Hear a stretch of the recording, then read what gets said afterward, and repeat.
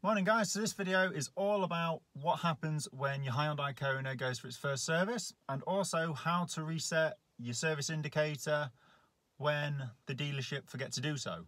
You don't need to go back to the dealer and have the car plugged back in.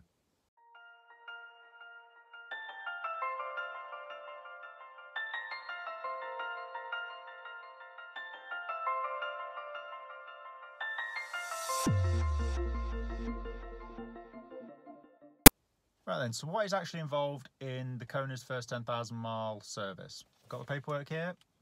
Let's have a look through it. So you get a complete vehicle health check.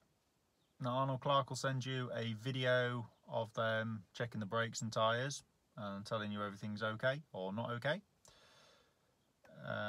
And reset the service reminder system on the car. Arnold Clark didn't do this. Luckily, thanks to the powers of YouTube, we did actually manage to find a video on how to do this on a different Hyundai, which does work on the Kona.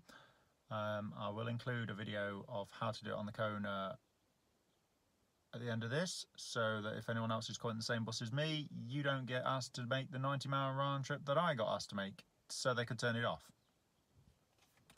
Onto the engine bay, the coolant system check, the coolant, the brake fluid and the battery condition are all inspections only.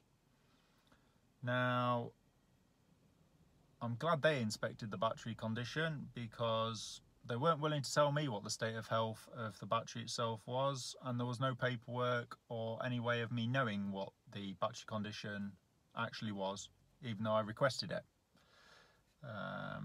They just said the battery was fine.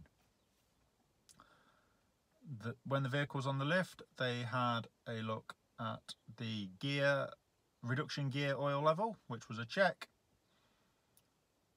the parking brake, which was a check, and then on inspections they did front and rear disc brakes, drive shaft and boots, front and rear wheel bearings, bolts and nuts to the chassis and body, and fluid leaks.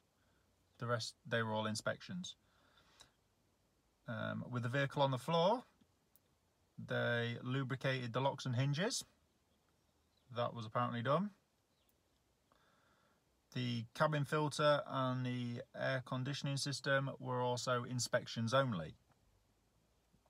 It doesn't get any better, I'm afraid, when you take your car for its 20,000 mile service, which for me will probably be towards the end of the year.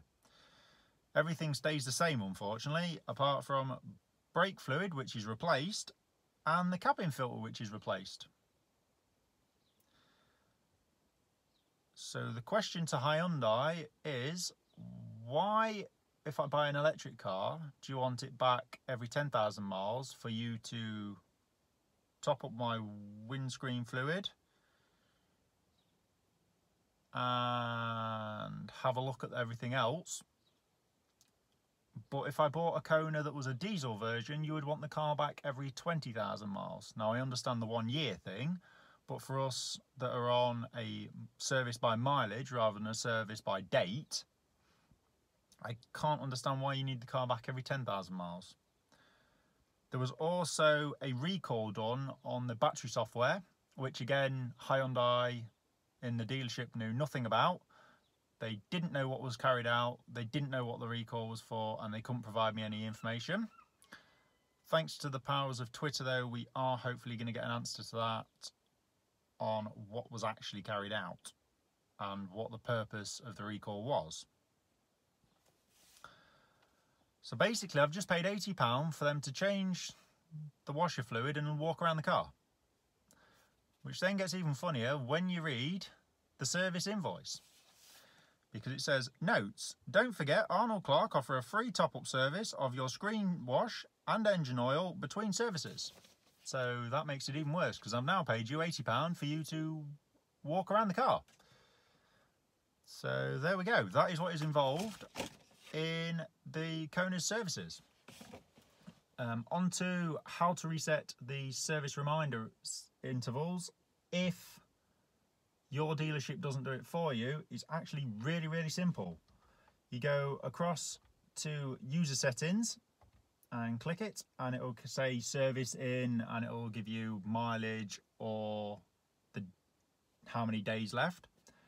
Now there's no little icon in the bottom corner saying press OK to reset or anything like that. But if you press and hold the OK button for round about 5 to 6 seconds, you get another message saying, would you like to reset this? It is that simple. Yet Hyundai wanted me to take the car back to them, which was a 90-mile trip, for them to turn it off, which I suspect would have taken them all of about 2 minutes. And it would have cost me about 2.5 hours in driving time. But there we have it. So if you've enjoyed this video, please like, share and subscribe. And as always, put something in the comment below. Enjoy reading them. And I'll see you guys again soon. Take care.